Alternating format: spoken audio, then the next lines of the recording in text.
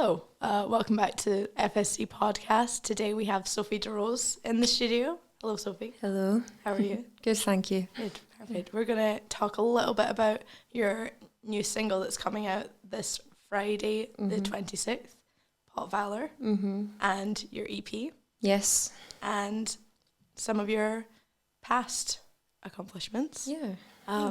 So you've been like a staple of the Dunfermline music scene for like as long as I can remember. So you've been like playing for a long time now, haven't you? Yeah. I started playing guitar when I was 5. Wow. Yep. My dad plays guitar, so he started teaching me when I was 5.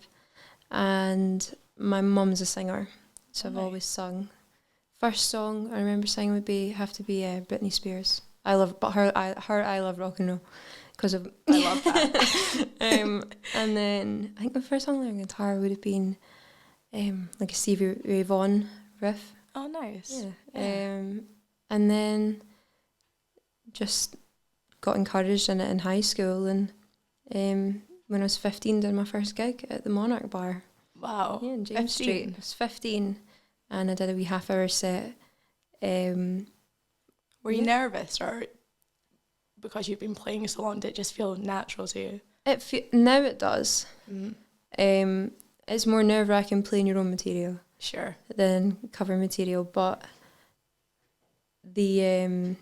my first gig, I was really nervous. I actually flashed up on my Facebook memories the other day, and I do a B.B. King song, How Blue Can You Get, and I still do it. Yeah. And that was the song that flashed up, and I was singing it, and I just could not believe how little my voice was. Yeah. Like how small I seemed, and I had a really not squeaky but a really light voice, and I think that I wouldn't say the same now. No. But I loved doing it, and I never stopped. Yeah. Since then that started it. So yeah. That's great. Yeah. Well, yeah, I think your voice has really, from the time I've been seeing you perform, has really developed, and it's very distinctive now, I'd say. Yeah. And yeah, is that something you like specifically try to develop, or did that just sort of happen naturally? I had classical vocal training for a while in high school, and then carried it through my degree as well. And I think it's something that has just happened because I'm actually quite an eclectic singer, and I sing, I do opera, and I do blues, and I do musicals, and I do everything, every style of singing. There's nothing I'd turn my nose up at. And I often find myself doing impressions of other singers when I'm singing along in the car, trying to adopt different vocal timbres and such to just to figure out different ways of singing, but all the technical side of singing lessons, and I think that's kind of taught me to look at how everyone's singing. Yeah. For like Cher, for example, you know what I mean? If you're wanting to get in a really low note, impersonate Cher for that one syllable. You know, it's little things like that. Yeah. I think it's something that's just happened. It's not, and I kind of was worried that I was going to start being an impression of someone else, because that's what I enjoy doing. Is, sure. Yeah. Helps you develop different styles. Yeah. Mm-hmm. Yeah, I do think you have a very eclectic, even when you're doing like a cover set, you do sort of, classic songs by the Beatles and everything, but you do like Rodriguez, Edith Piaf. Like, is that something that you specifically sort of aim for, to sort of bring a bit of your own taste into it as well as what people maybe are used to hearing? Yeah, I think that's the thing. You do your the songs everyone wants to hear, and people are on a night out, they want to dance, they want to have songs on they can sing or shout along to, whatever. Depends what kind of night it is, but I think that you've got to do a bit of what you want as well. You've got to have those songs, and oftentimes people will come up and go, "Oh, what was that song? It was really nice," and that will be for like the Rodriguez songs. Not many people know of Rodriguez as well, and I love his songs, and I just think, why wouldn't I play them? Yeah, why wouldn't I? And Edith Piaf as well is something I like, keeping it different. I enjoy keeping my sets varied. I think that's really important, because I don't just want to do like Thin Lizzy and the Eagles and all that all over and over again. As much as I love them, I think when it's something you do every weekend, you've got to keep makes it a bit more unique and original. Almost, mix it up a bit. That's the thing. Yeah, definitely.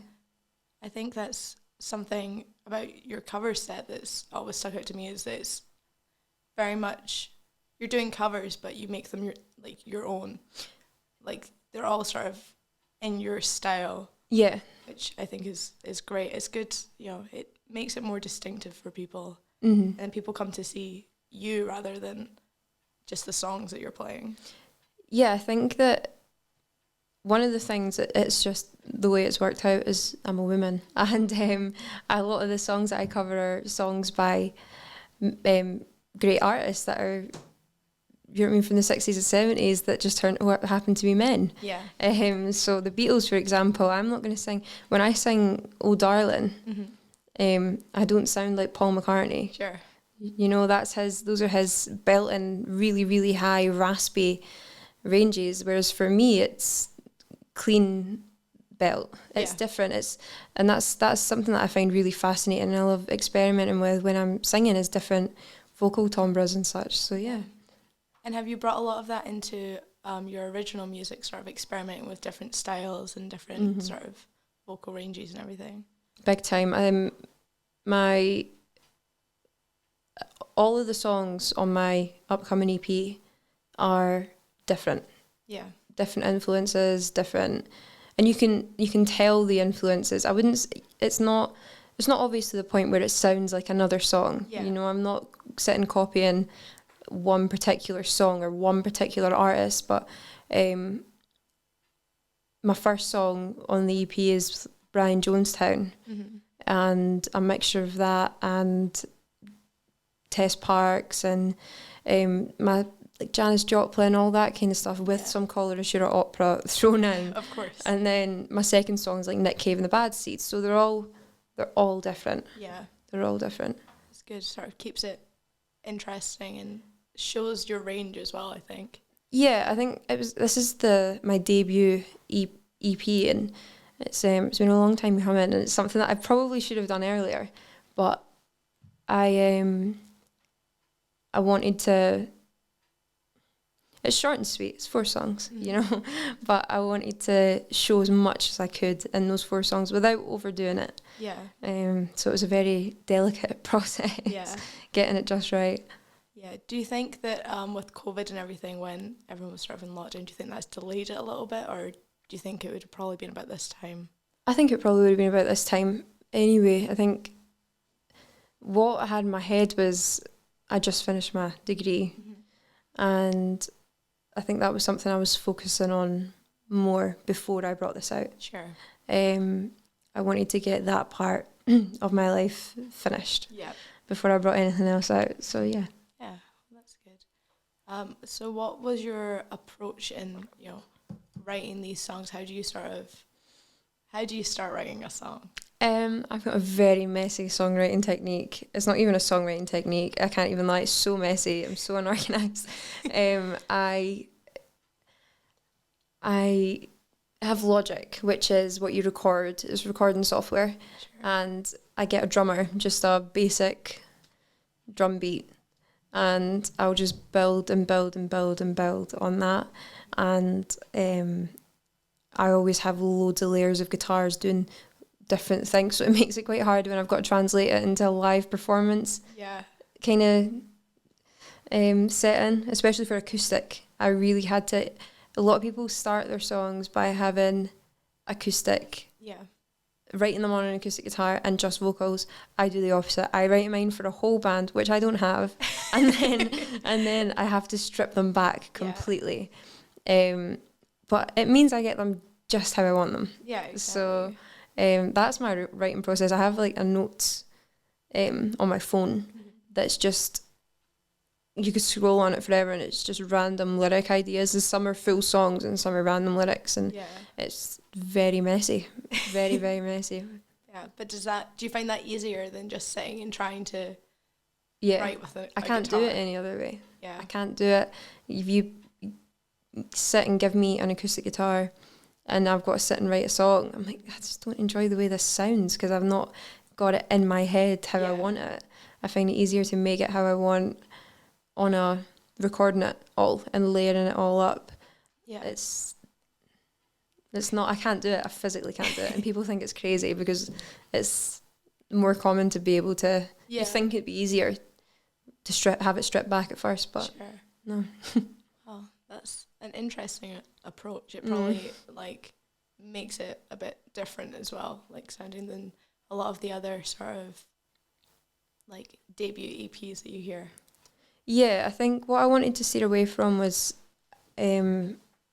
obviously I do my acoustic gigs and that's what I do and I accompany myself and I really enjoy it. But it's not my number one genre of music. I love big bands and I love a full band setting, and I knew that's what I wanted to do. So I play most of the instruments on the EP. I don't play drums. Cannot drum to save myself. But all vast majority of the guitar and bass and all the vocals are me. Yeah. So yeah. Very impressive.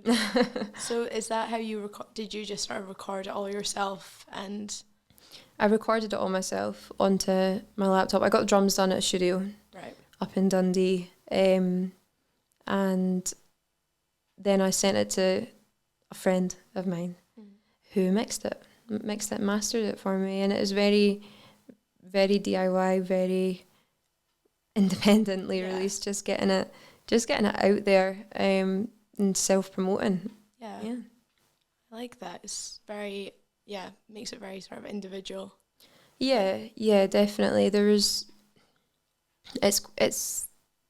no other way to really, I couldn't see any other way of me doing it. Yeah. It kind of just worked really well, and I like that it was all people that I'm familiar with. Yeah.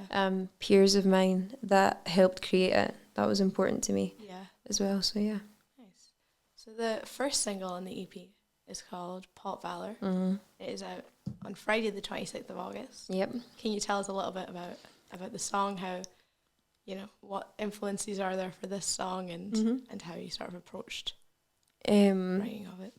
Pop Valor, I wrote in one night, and I was sitting, and it was horrible weather outside, and there's on, when you get those Dunfermline Facebook pages and it's like Town Hall Community Group or Dulwich Community Group. Sure. And my nana phoned me and she, God bless her, she went, there's a man trying doors around Town Hill area.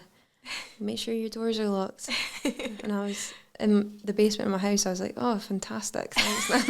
My door is locked, but now I've got the fear. And one of the lines was "Here comes the man, you can hear him pacing," and it's directly from that influenced it, and it's a very spooky kind of like. It's the second song on the EP as well, and it's Nick Cave and the Bad Seeds. It's got a line about Mary Shelley. It's a spooky sort of song, and Pop Valor means drunken confidence. It's kind of like the confidence you feel when you're a bit drunk that you might not feel otherwise. Yeah. And it's just about, it's kind of spooky, smoke-filled pub imagery, you know? That's how I'd describe it. It was just a one night, and I thought, I quite like this actually. Yeah. I've still got the lyrics in my notes app first lyrics written down, so yeah. Nice. So you played these original songs recently at Fire Station Creative. Yep. Sophie De Rose and Friends. Yeah. Very successful night. And you played them, it was more of an acoustic sort of version of them. When you sort of go forward, are you going to be playing them more regularly, do you think? Like when you're doing, are you going to put them into your cover set, or? I think so. I think the thing with the cover sets is you have to feel the night out. There's certain songs, I've got 74 cover songs in my books. Yeah. So I'm never short on songs. Yeah. And you can kind of tell if the audience wants to hear more things like that. I'd say it's more laid back. A more laid back audience might be more interested in hearing your original stuff. Yeah. If you've got an audience that are having a great night out and they're just wanting to have loads of fun, Sure. you play 9 to 5. Of you know, course. you've got if you've got a big table of men on a night out, you'll play the Eagles. If you've got a big table of women on a night out, you play Donna Summer. You know, you've got to tailor it. Yeah, I think that's really important. I wouldn't like to do the exact same songs every time. Yeah. You know? I mean, that'd get boring for you as well, probably. Yeah. I've got my rough structures that I'll start with this because it's a good starting song, and I'll end the set with this.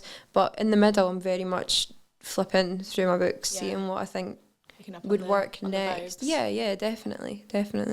Nice. So do you think going forward you'll play them more sort of acoustically? I mean, obviously in your cover set you might, but if you're doing different kinds of live shows, do you think you'll get a band in? Or I think that's the next step for me, is getting a band together, and I'm lucky that I know a lot of talented musicians. Yeah.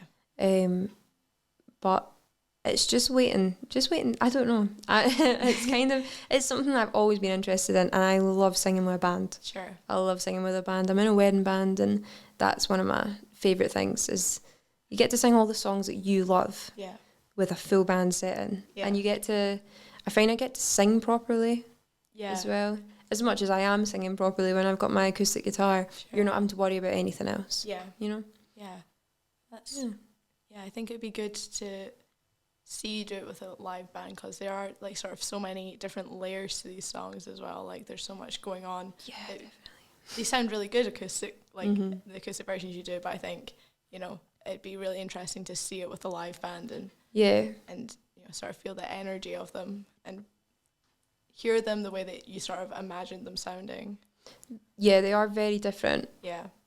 From the stripped back acoustic versions that I do, they are the acoustic versions. That's not the song. Yeah. And the final tracks are so different. Yeah. Almost some of them are unrecognisable. Yeah. They're so different.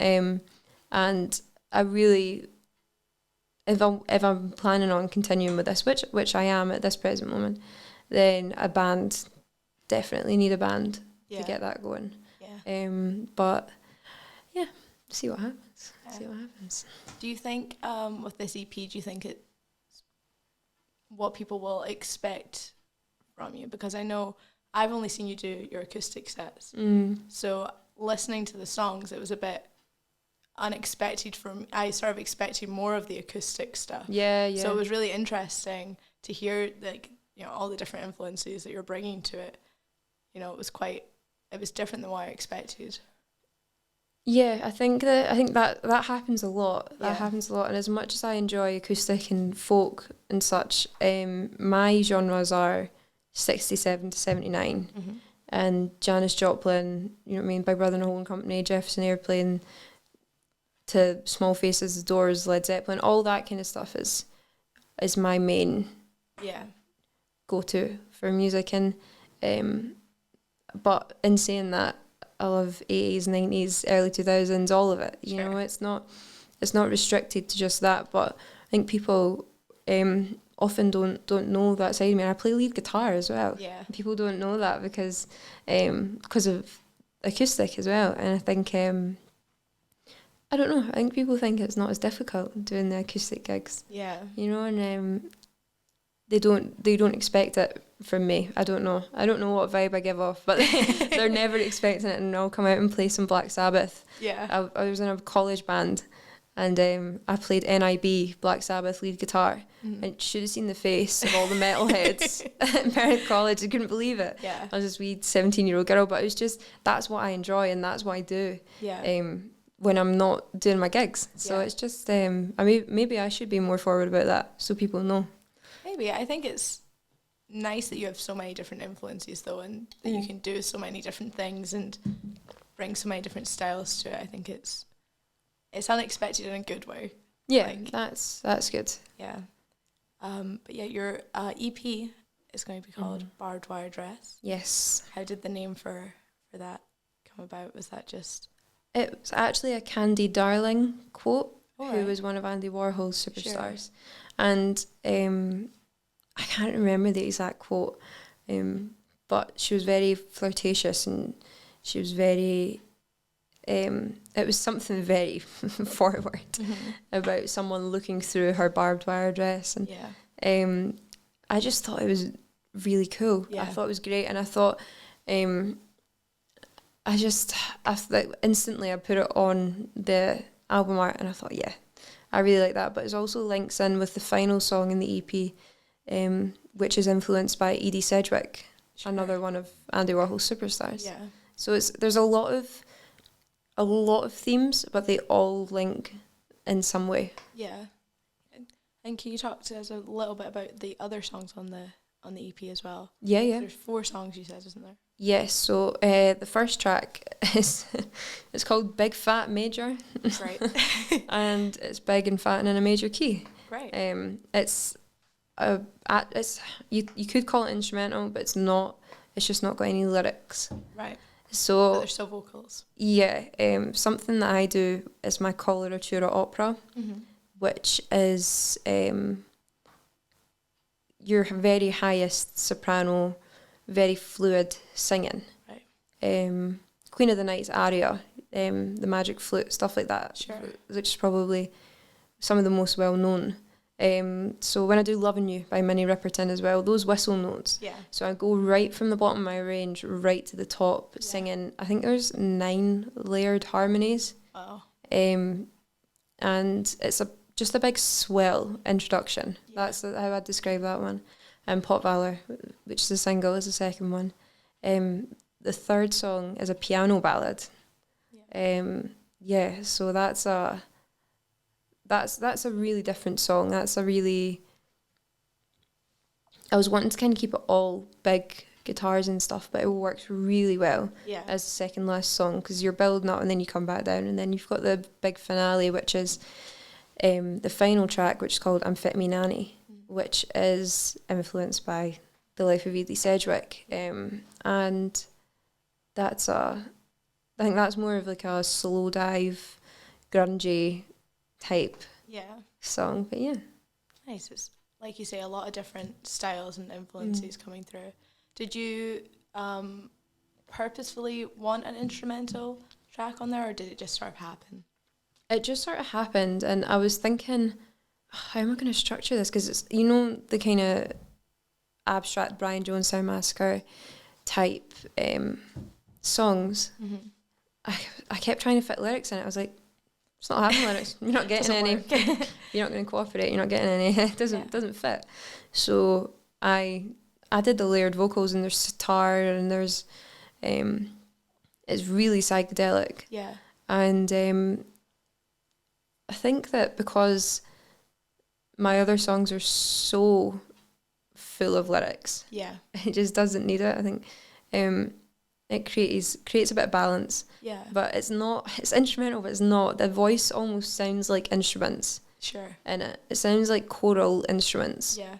So yeah. I think it's quite like a bold choice from you, because I think, you know, again, like, I think you have such a like powerful voice, and obviously the other songs you hear that, but I think it's, you know, a very it's very a bold choice to put that first. I enjoyed it when I listened to it. I think it works so well as an opener. Yeah, I think so. And it is bold. It's a bold song. Yeah. It starts off soft, and then it fades out, and you go straight back in.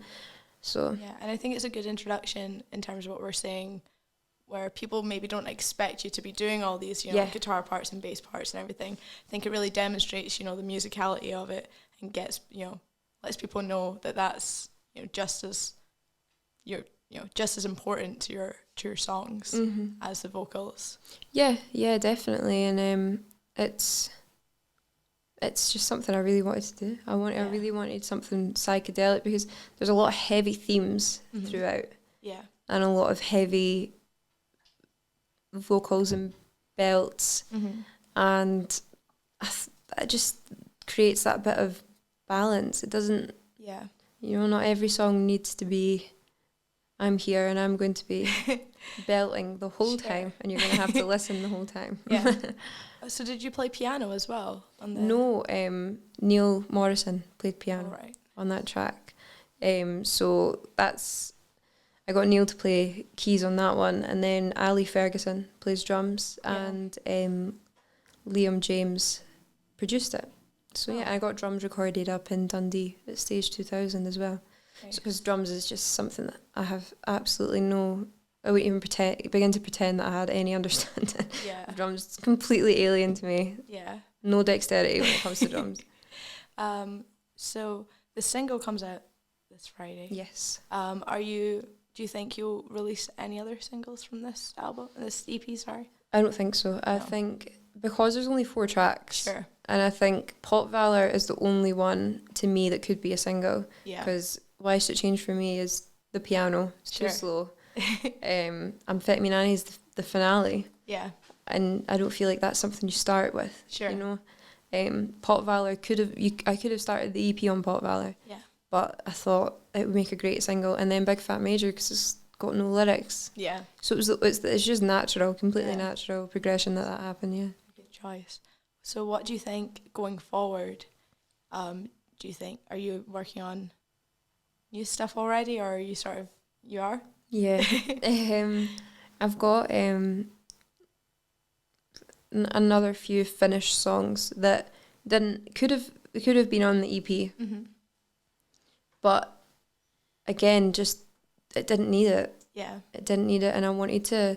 It was so sound thematically, the EP, that I didn't want to start adding stuff just for the sake of it, because I can just get them recorded and release another EP or release an album or just do them as singles. I think that's the thing. Where I'm at now is that I'm really trying to not tie down the things I'm doing creatively. What happens. If it works well, it works well. Yeah. Together, such as the EP. All those songs just happen to work well together. Yeah. So yeah. That's great. So do you think you'll focus more going forward on your original stuff, or like in terms of performing, or? Yeah. I'm definitely going to be trying getting more original stuff together, getting more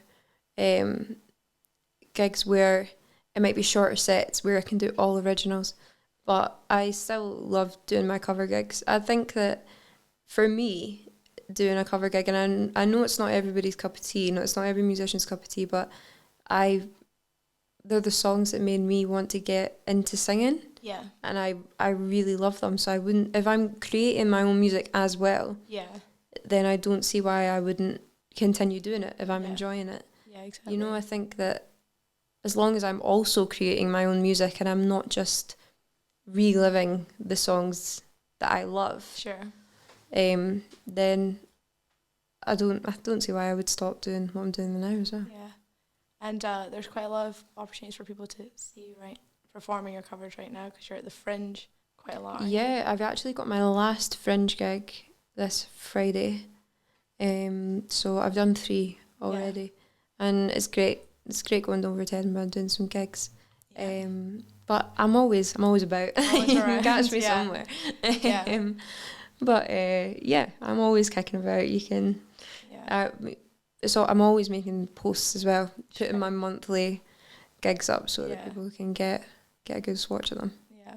How is it performing at the Fringe? Because it's a lot of, tourists and people who, aren't familiar with your stuff. Is that sort of exciting, or is that, does it make you a bit nervous, or? It's exciting. I think it's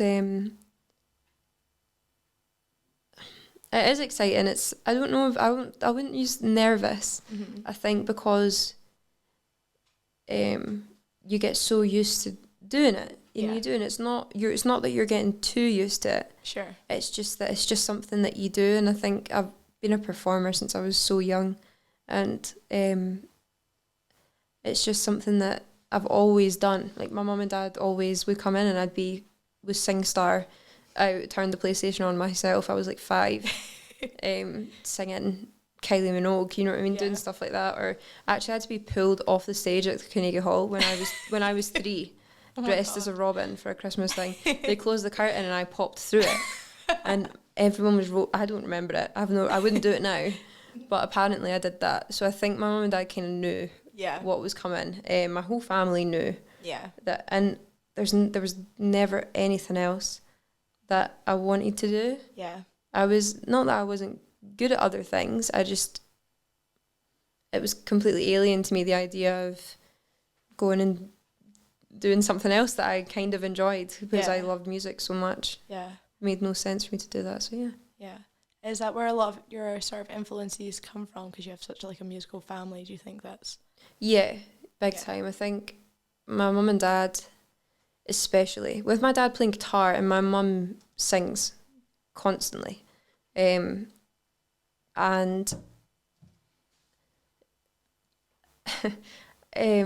I grew up with music all the time and used to have the computers in the early 2000s, and they'd have the kind of abstract shapes coming up on the screen while you played music on the computer. And I remember the Riverboat song, Ocean Colour Scene, that was always on. And my mum and both my parents love Oasis, and they were always at Tea in the Park when they were younger, and there was always music. There was always something happening, and they both, even though they both had their joint kind of what was the zeitgeist of the time, you know, Oasis and Blur and all that kind of stuff.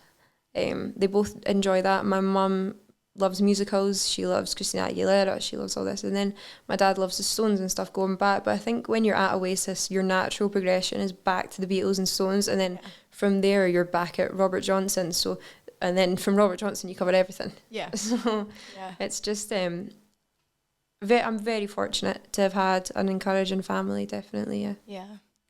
Well, your EP, Barbed Wire Dress, is...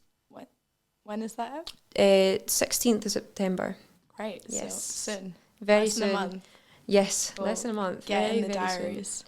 Get in the diaries. I'll be plastering it all over social media. You won't be able to escape it. So that will be on every streaming platform. Yeah. Yeah. And I have listened to the whole thing and I really enjoyed it. Yeah, Megan got a sneak peek. So it was really, really great. A lot of, psychedelic like influences. It's very cool. Yeah. So yeah, I very much enjoyed it. And I'm looking forward to it coming out. Yeah. And seeing you play it live. Yes, definitely. But now you're going to do a couple of songs live here for us. Yes? Yes, absolutely. What songs are you going to sing for us? I think what I'll do is I'm going to do Pop Valor. And I'll do Amphetamine Annie. Great. Yeah. Well, thank you very much for coming in, Sophie. Thank you for having me. Great talking to you. Thank you. Thank you.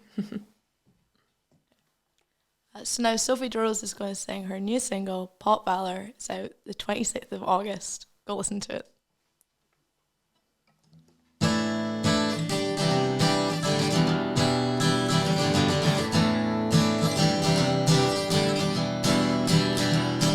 Smiling rooms and silent faces. Here comes the man you can hear in bass, and voices cower underneath the smoke screen.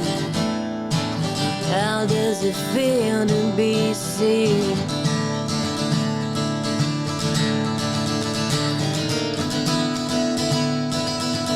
I put it down till you move and you feel it. My soul is stepping out around your face with your questions running wild. There's no time.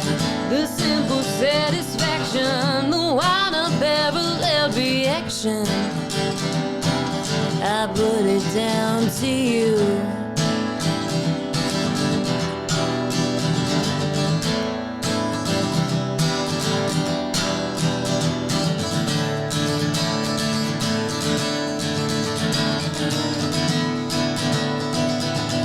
Does she look as long as she stands? Does she examine as long as she cares? The man from Mary Shelley's dreams, the man he's taken away with me.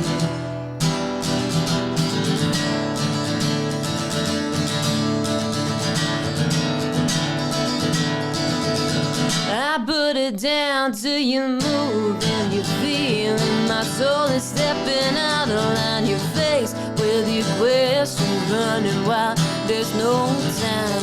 The simple satisfaction, the wild unparalleled reaction. I I put it down to you.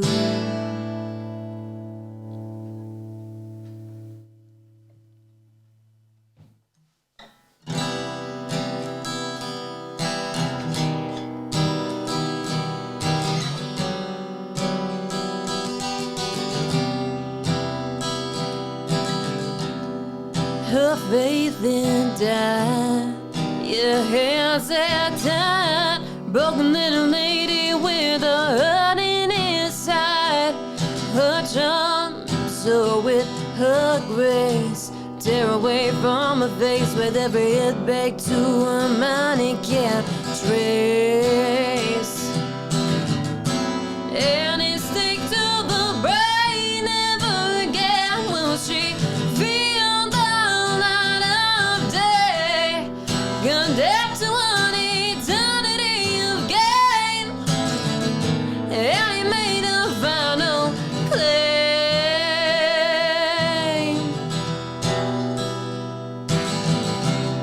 Socialite behaviors, a pretty face, all that money defines her place. She's in love with everything. She's all the sins you never had the joy to commit.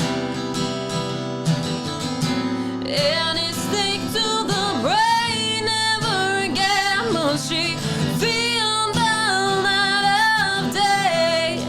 Condemned to an eternity of gain, and he made a final claim.